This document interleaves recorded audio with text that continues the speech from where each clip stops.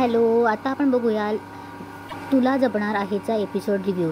कालच्या भागात आपण बघितलं की अनन्या आणि मीराचा प्लॅन असतो. मीरा कुठेतरी जाऊन बसलेली असते. अथर्व तिला शोधण्यासाठी सैराभैर पळत असतो. त्याला कळतच नसतं की मीरा कुठे आहे म्हणून. तेव्हा त्यांचं डिस्कशन चालू असतं. हे अंबिकालाही माहीत नसतं. तेव्हा मंजिरी येते आणि बोलते की अनन्या त्याला टेन्शन नको देऊ. तेव्हा अनन्या बोलते मी कुठे टेन्शन देते, उलट वहिनी नसली की त्याला टेन्शन येतं. तेव्हा मंजिरी बोलते अथर्व तू आवरायला घे, मीराला तुझ्या ऑफिसची वेळ माहिती आहे, ती बरोबर त्या टायमाला येईल. तेव्हा अथर्व बोलतो की ओके. अथर्व चालला जातो. तेव्हा अनन्या मनात बोलत असते की दादा ये तो अभी शुरुआत आहे, अब आगे आगे देख होता है क्या. तेव्हा अथर्व आपल्या खोलीत येतो. तेव्हा अथर्व मोबाईल बघतो आणि बोलतो 9 वाजून गेले, ऑफिसला जायची वेळ झाली, कुठे गेली असेल ही मीरा. तेव्हा अथर्व कपाटातून आपले ऑफिसचे कपडे काढतो. तेव्हा अंबिकाही तिथे आलेली असते. अंबिका बघत असते की अरे 9 वाजले, ही मीरा कुठे गेली. अथर्वांना ऑफिसला जायला वेळ झाली, त्यांच्या काही वस्तू कुठे ठेवल्या आहेत ते तिलाच माहिती असतात ना. तेव्हा अथर्व बोलतो वॉलेट. तेव्हा तो वॉलेटही घेतो आणि वॉच शोधत असतो. तेव्हा अंबिका बोलत असते की अहो अथर्व तुम्हाला नाही भेटणार, मीराने ठेवलं असेल ते वॉच. अथर्वला वॉच सापडत नसतं. तेव्हा अंबिका बोलते ही काही ऐकत नाही. तेव्हा अथर्व पुन्हा आवाज येतो मीरा. तेव्हा अथर्व इकडे तिकडे परत वॉच शोधायला लागतो. तेव्हा अंबिका बोलते अहो अथर्व ते बघा, ते अंबिकाला दिसतं ते बघा पेपर खाली तुमचं वॉच आहे. पण अंबिकेला काही करताही येत नसतं ना, तिला अथर्वचा आवाज जात असतो. तेव्हा ती काय करते की तिच्या जादूने तो पेपर उडवते. तेव्हा अथर्वचं लक्ष पेपरकडे जातं आणि वॉचकडे जातं. तेवढं तिथे अनन्या येते आणि बोलते दादा काही कळलं का वहिनी कुठे येते. तेव्हा अथर्व अनन्याकडे बघतो आणि पुन्हा कामाला लागतो. तेव्हा अनन्या बोलते की अरे दादा काय रे, कुठे वहिनी सांग ना. तेव्हा अथर्वला हसायला येतं. तेव्हा अथर्व अनन्याला बोलतो की अनन्या काय पुन्हा पुन्हा तोच मीराला लपवण्याचा प्रँक, काहीतरी वेगळं कर ना. बाजूला हो, मला ऑफिसला जायचं आहे. तेव्हा अनन्या बोलते दादा मला खरंच माहीत नाही कुठे ती, आणि तिला काही झालं तर नसेल ना. तेव्हा अथर्व तिथून निघतो. तेव्हा अनन्या पुन्हा त्याच्याकडे जाते. तेव्हा बोलतो की अरे दादा मला खरंच माहीत नाही, मी का प्रँक करेल. तेव्हा अथर्व बोलतो की हे बघ, तुला जेव्हा तुझ्या प्रँकचा कंटाळा येईल ना, तेव्हा तूच बरोबर मीराला आणून ठेवशील. आता मला कामाला जायचे, उशीर होतोय, मी पुढे होतो ओके. तेव्हा अथर्व आंघोळीला जातो आणि जोरात दरवाजा वाजवतो. तेव्हा अनन्याला हसायला येत असतं. हे अंबिका बघते. तेव्हा अंबिका अनन्यासमोर जाते आणि मनात बोलत असते की अनन्या आणि मीरा खरंच अथर्वची चेष्टा करतायत का. आपले सगळे डायनिंगवर नाश्त्याला बसलेले असतात. तेव्हा दामोदर बोलतो की दादासाहेब मीरा आणि अथर्वचं काही भांडण झालं नसेल ना. तेव्हा दादासाहेब बोलतात कसं आहे ना दामोदर, त्यांच्या दोघांचं भांडण झाल्यावर ती कुठे रागावून जाणारी मुलगी नाही, आणि कोणाला न सांगता तर गायब होणारी मुलगी नाहीच आहे. तेव्हा मध्ये अजित बोलतो की इथून मागे तर निघून नाही गेली, पण आज तर गेलीच ना न सांगता.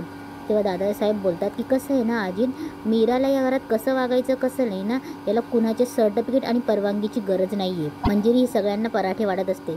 तेव्हा ती मायाला पराठे वाढणार. तेव्हा माया बोलते मॅडम, हळूच बोलते की मॅडम मीरा तिच्यासोबत असलेल्या भूतासोबत तर कुठे गेली नसेल ना. तेव्हा मंजिरी तिच्यावर चिडते आणि बोलते शांत बस. तेवढ्यात अथर्व नाश्त्याला येतो. तेव्हा दादासाहेब अथर्वला विचारतात की अथर्व, शर्टाला बटन लावायची ही काही नवीन पद्धत आहे का. तेव्हा अथर्व बोलतो काय झालं बाबा. तेव्हा दादासाहेब बोलतात बटन अशी खालीवर झाली. तेव्हा दादासाहेब मुद्दामच अनन्याला बोलतात की अनन्या, मीरा घरात नाही म्हणून हे असं गोंधळ होत आहेत का. तेव्हा अनन्याही हसत असते. तेवढ्या तिथे अंबिकाही येते. तेव्हा अथर्व बोलतो असं काही नाही आहे बाबा. अथर्व नाश्त्याला बसतो. तेव्हा दादासाहेब बोलतात पण गेली कुठे मीरा. तेव्हा अनन्या बोलते मी पण त्याला केव्हाची हेच विचारते की मीरा कुठे आहे म्हणून. तेवढ्या तिथे नर्मदा येते आणि बोलते वहिनी मी तुझ्यासाठी गजरा आणला आहे. तेव्हा मंजिरीला कळत नसतं की नक्की हिने कशासाठी गजरा आणला आहे. तेव्हा मंजिरी बोलते गजरा. तेव्हा नर्मदा बोलते हो, तुम्ही रोज गजरा लावतात ना, कारण मला असं वाटलं की मग मी बाहेर गेली होती, मग मी तुमच्यासाठी गजरा आणला. की वहिनी माळू का मी तुम्हाला, की दादा तू माळतोस.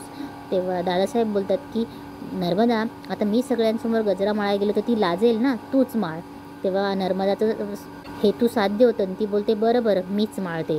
नर्मदाला मंजिरीच्या मंगळसूत्राचा खडा खाली फोडायचा असतो. तिचा हाच हेतू असतो आणि तो खडा नेमका मंजिरीला मार्जरीने दिलेला असतो, तिचं सुरक्षा कवच म्हणून. तेव्हा नर्मदा बोलते की वहिनी ही घ्या ना, ही बाजूला ठेवते हं. तेव्हा मंजिरी बोलते नर्मदा मी ऑलरेडी गजरा माळला आहे. तेव्हा नर्मदा बोलते अहो असू द्या ना वहिनी, त्याच्यावरच मी माळते, हा वळा थोडंसं. तेव्हा नर्मदाचा हेतू तिला साध्य करायचा असतो. ती मंजिरीच्या केसांमध्ये गजरा माळत असते. इकडे अथर्व विचारात गुंतलेला असतो की गेली कुठे ही मीरा. इकडे नर्मदा बरोबर गजरा माळत असताना मंजिरीच्या गळ्यातल्या मंगळसूत्राचं हुक काढते. मंजिरी हुक काढल्यावर ती दोघी साईडला मंगळसूत्र सोडून देते. तेव्हा मंजिरीला ते लक्षात येतं. मंगळसूत्र खाली पडणार तेव्हा मंजिरी पटकन उठून हातात कॅच करते. तेव्हा मंजिरी एकदम संतापात ते मंगळसूत्र मुठीत पकडते, उठते आणि उलट्या दिशेनेच नर्मदाच्या जोरात कानाखाली वाजते. तेव्हा इतका जोरात आवाज येतो तेव्हा सगळे शॉक होतात. तेव्हा सगळे डायनिंग टेबलवरनं उठतात आणि दादासाहेबही बोलतात मंजिरी. अनन्याही बोलते आई. तेव्हा नर्मदा मुद्दामच रडत असते की वहिनी अगं मी काय केलं, का मला मारलंस. तेव्हा मंजिरी बोलते तू काय केलंस ना हे तुला चांगलंच माहिती आहे नर्मदा. तेव्हा नर्मदा बोलते की अगं वहिनी मी फक्त गजराच माळत होती ना. तेव्हा मंजिरी बोलते तुला गजरा माळायचा होता, तुला माझं मंगळसूत्र खाली पाडायचं होतं म्हणून तुम्हाला गजरा मारण्याचं नाटक केलंस. तेव्हा नर्मदा सगळ्यांना सांगत असते बघितलंस ना दादा, तुझ्या बायकोने थोबाडीत मारली माझ्या. तेव्हा नर्मदा बोलते बघितलंस ना हीच माझी लायकी का. तेव्हा मंजिरी बोलते नर्मदा ढोंग करू नकोस, काल तुला मी मंगळसूत्रावरनं ओरडले म्हणून तू आज हे कुन्हा रचलास. तेव्हा नर्मदा बोलते बघितलंस ना दादा. तेव्हा मंजिरी बोलते की आता काही बोलू नकोस. तेव्हा अनन्याही बोलते की पण अगं आत्या मंगळसूत्र पडलंच कसं. तेव्हा नर्मदा बोलते मला काय माहिती, मी तर फक्त गजराच माळत होती. तेव्हा मंजिरी बोलते की तू त्याचं हुक काढलंयस. तेव्हा मंजिरी नाहीच म्हणत असते. तेव्हा नर्मदा बोलते जर ते मंगळसूत्र खाली पडून त्याचा खडा फुटला असता ना तर तुझी चामडी सोलून काढली असती मी. तेव्हा सगळे शांतच होतात. तेव्हा दामोदर बोलतो की अहो वहिनी काय बोलतायत. तेव्हा मंजिरी बोलते की हो तेच केलं असतं मी. तेव्हा अथर्व बोलतो की पण आई एवढं स्ट्रॉंगली रिॲक्ट करायला काय झालं. तेव्हा नर्मदा बोलते बघितलंस ना अथर्व दादा, मी वहिनींचा किती रिस्पेक्ट करते. तेव्हा मायाला हसायला येत असतं. पण तेव्हा माया बोलते अहो पण आत्या आपल्याला सगळ्यांना माहिती आहे ना की मॅडम आपल्या मंगळसूत्राला किती जपतात, मग तुम्ही काळजी घ्यायला हवी होती ना. तेव्हा मंजिरी मनात बोलत असते की दादासाहेब आणि अथर्व समोर नर्मदाला थोबाडीत मारायला नको हवी होती मी. तेव्हा मंजिरी बोलते की माया तू म्हणतेस असं सगळ्यांना घरात माहिती आहे, फक्त सगळ्यांनाच त्याची किंमत माहिती नाही. हे मंगळसूत्र दादासाहेबांनी माझ्या गळ्यात फक्त बांधलं नव्हतं, त्याबरोबर मला आमच्या पवित्र नात्याचा दोरा गळ्यात बांधला होता. तेव्हा मंजिरी नाटक करते रडायचं. एका निराधार स्त्रीला मान सन्मान, तिला दिलेलं एक नवीन आयुष्य आहे हे मंगळसूत्र. तेव्हा मंजिरी बोलते की आणि म्हणून माझा राग अनावर झाला आणि रडायला लागते. तेव्हा अथर्व बोलतो की आई तुझ्या भावना, तुझ्या सगळ्या गोष्टी समजू शकतोय मी, पण तू आत्यावर हात उगारायला नको हवा होता. तेव्हा अथर्व बोलतो की आत्या आईकडून चुकून झालं, तिच्या वतीने मी माफी मागतो. तेव्हा मंजिरी लगेच बोलते की नाही अथर्व तू माफी मागू नकोस. नर्मदा माझ्याकडून चूक झाली त्याबद्दल मी माफी मागते. तेव्हा नर्मदाला मनातल्या मनात हसायला येत असतं. पण तरीसुद्धा तू हे मंगळसूत्र मुद्दामून खाली पाडायला नको होतंस.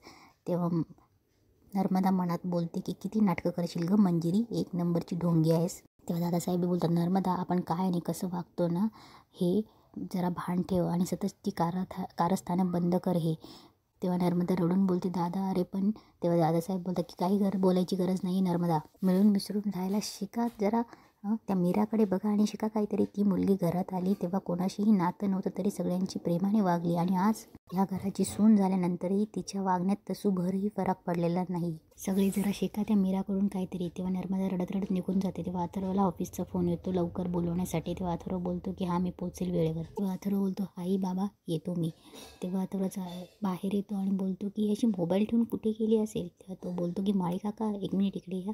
माळी काकांना विचारतो की काका मीरा काही सांगून गेली होती का. तेव्हा माळी काका बोलतात की नाही हो, मला पाणी आणायला सांगून कुठे गेली माहीत नाही. तेव्हा अथर्व बोलतो ठीक आहे काका तुम्ही तुमचं काम करा, काही हरकत नाही. तेव्हा अथर्व बोलतो की तिचा काही प्रँक नसेल ना. इकडे मंजिरी तिच्या खोलीत येते. तेव्हा तिला ते आठवत असतं की नर्मदाने तिचा मुद्दाम खडा पाडायचं ढोंग केलं होतं. तेव्हा मंजिरीला ते आठवत असतं. तेव्हा मंजिरी तिला बोलत असते. तेही मंजिरीला आठवतं की तू शक्तिहीन नाहीस, हा खडा तुझी शक्ती आहे. तेव्हा मंजिरी बोलते की हा कालमुखी मणी माझ्या शक्तीचं स्रोत आहे. मंजिरी मणी हातात धरून बोलत असते की लवकरच तो दिवस येईल जेव्हा हा मणी चमकेल आणि त्या दिवशी मला माझी शक्ती मिळेल आणि मी मग एकेकाचा हिशोब करेल. तेव्हा मंजिरी बोलते सगळ्यात आधी नर्मदा तुझा. आणि इथेच आजचा एपिसोड संपतो.